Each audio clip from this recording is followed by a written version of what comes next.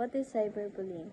Cyberbullying is an online crime with the use of technology to harass, threaten, embarrass, or target another person. Online threats and mean, aggressive, or rude texts, tweets, posts, or messages all count. So does posting personal information, pictures, or video designed to hurt or embarrass someone else. Ganda ka! At yung uniform mo, kapag lumaan ba yun ng ate mo? Yung buhok mo? My gosh! Nag-shampoo ka ba? Huwag kang tatabi sa amin sa kantin, ha? Sip-sip. Plastic. Tugyot! Tsaka, harot, pok-pok, malandi ka. Iniwan ka tuloy ng tatay mo. Ba't ka pa kasi nabubuhay? Ka na, girl!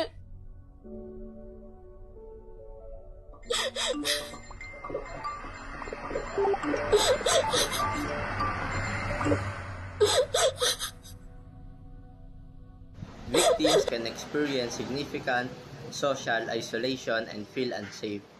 It can lead to emotional and physical harm, loss of self-esteem, feelings of shame and anxiety, concentration and learning difficulties. Incidents of young people committing suicide have also occurred. Cyberbullying includes sending, posting, or sharing negative, harmful, false, or mean content about someone else. It can include sharing personal or private information about someone else, causing embarrassment or humiliation.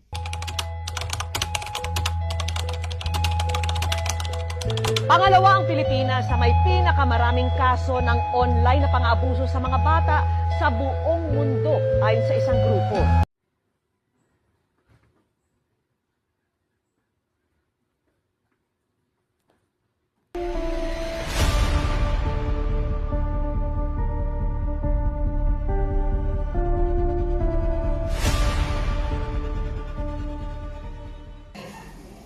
People who are bullied are more likely to experience depression, anxiety, increased feeling or sadness, and loneliness, changes in sleep and eating patterns, and loss of interest in activities they used to enjoy. Cyberbullying. Prevention requires an integrated strategy involving education and awareness, healthy online behaviors, parental guidance, privacy and security settings, report and block tools, digital balance, support programs, and professional guidance. Speak out.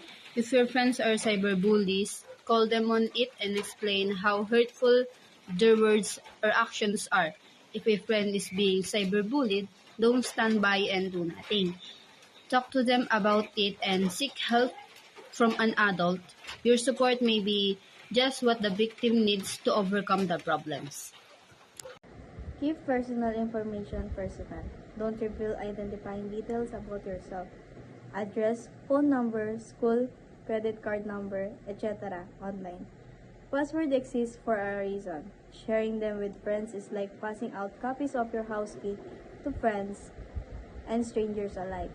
If anyone besides you knows your password, it should be your parents and your parents only. Make the most privacy setting. Investigate what measure you can take to keep content private on the website you use, on Facebook and other social networking sites. You can adjust your setting so that only the people you select are able to see your personal information and posts. It's important to check this privacy setting frequently because sites sometimes change their policies.